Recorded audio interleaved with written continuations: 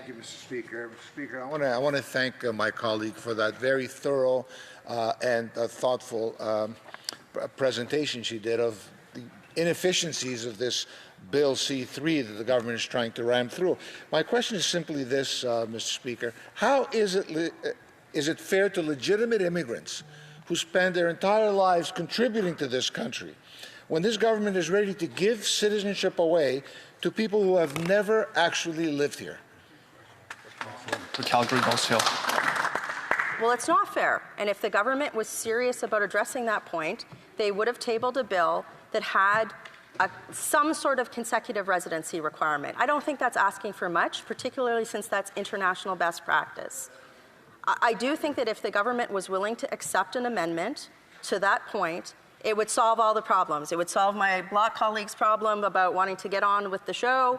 It would show the Canadian public that the House is serious about retaining the value of Canadian citizenship and not causing problems like that we were seeing without the first-generation limit.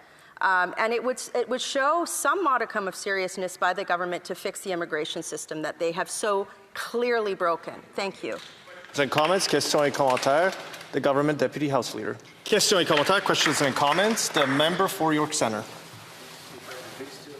Able to contribute to the discussion of this bill, and I thank the Shadow Minister. Now, Speaker, I'm an immigrant to Canada, and we immigrated in 1995 as landed immigrants. And in the year 2000, I was blessed with the gift of Canadian citizenship.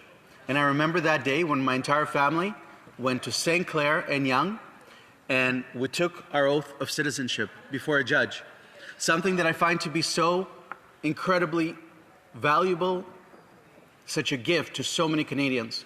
And now, what we see from this Liberal government is an attempt to essentially devalue, dilute Canadian citizenship.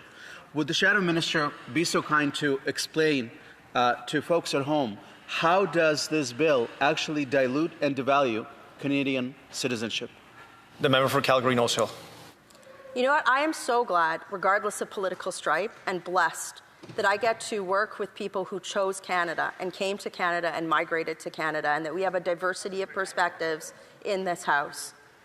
But the value of Canadian citizenship should not be debased with bills like this. You know, did you know, Mr. Speaker, that the government eliminated the need for in-person citizenship ceremony? You don't even need to go and gather with a group of people to get Canadian citizenship anymore. It's these measures that the government needs to get serious about. We're having a moment where the government needs to lead beyond whatever they're talking about, you know, in economic measures, and really atone for the fact that they said that we were a post-national state with known identities and supported the desecration of Canadian national symbols. We have to get our act together, and it starts by amending this bill. Thank you. Questions and comments. Questions et commentaires. The member for Saskatoon West.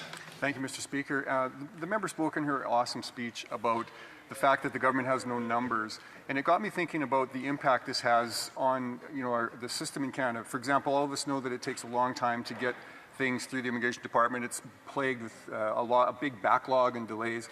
There's also other ways that I could see new citizens impacting Canada with, say, old age security. So I wonder if the member could just comment on some of the impacts that hundreds of thousands of new citizens might have on the costs in our government. The Honourable Member for Calgary, Nose Hill, in 30 What seconds or less. What a great question. I wish I could answer that with data that showed how many people would come in under this. Wouldn't that be nice? Right? But the government doesn't have that information. So how can they go to the provinces and say, it's going to cost you X amount of dollars in healthcare over X period of time? It's going to cost you X amount in social services benefits or other types of social payments, or it's going to impact the jobs numbers or the levels of future. They can't do that, and that's why they've failed in the immigration system. They have treated the immigration ministry like the armpit of cabinet.